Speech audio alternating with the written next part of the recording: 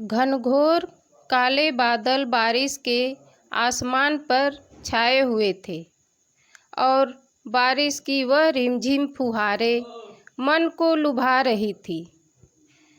बारिश की बूंदें जैसे लग रही थी कि आसमान से मोती गिर रहे हों। अरुण अपने बालकनी पर खड़ा होकर यह मनभावन दृश्य देख रहा था। तभी उसकी निगाह गली में जाती हुई एक लड़की पर पड़ी, जो हाथ में कुछ नोटबुक और एक छतरी लिए हुए जा रही थी।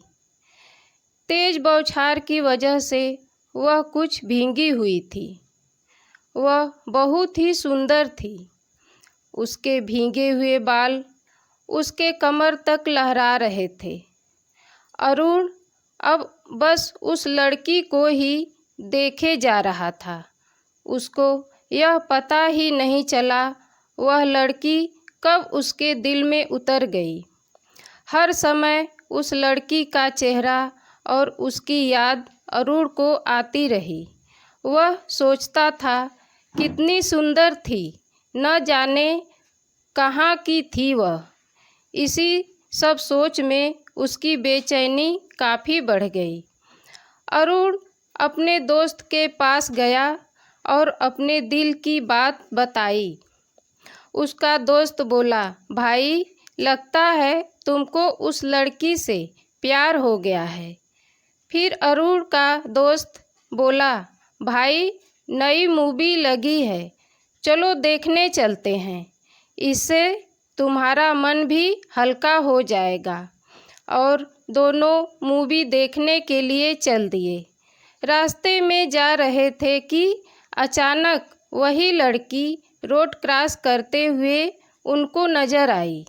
अरुण ने अपने दोस्त से कहा, भाई, यह वही लड़की है जिसको मैंने देखा था।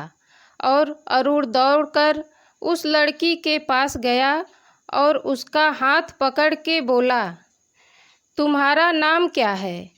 वह लड़की थोड़ी घबराई और थोड़ी देर बाद बोली, मेरा नाम प्रीति है, और चली गई। अब घर जाने के बाद प्रीति को भी अरुण की याद आने लगी। अरुण का चेहरा उसके आँखों के सामने हमेशा घूमने लगा। वह सोचने लगी, क्या यही प्यार है?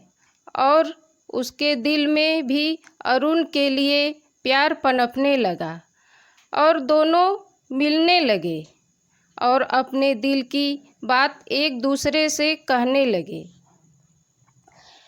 ऐसे ही कुछ दिनों तक चलता रहा।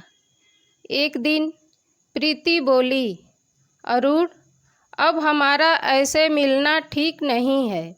अब हमें शादी कर लेनी चाहिए। इस तरह कितने दिनों तक हम मिलते रहेंगे? अरुण बोला, ठीक है। अरुण ने घर वालों से बात की। दोनों के घर वाले राजी हो गए और धूमधाम से दोनों की शादी हो जाती है।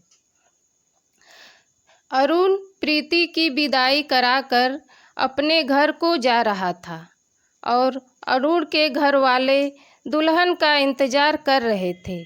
लेकिन रास्ते में ही दुल्हन की कार का एक्सीडेंट हो जाता है। उस एक्सीडेंट में प्रीति की मौत हो जाती है। उसे क्या पता था कि वह माता पिता के घर से विदा होके नहीं, बल्कि इस दुनिया से विदा होकर जा रही है।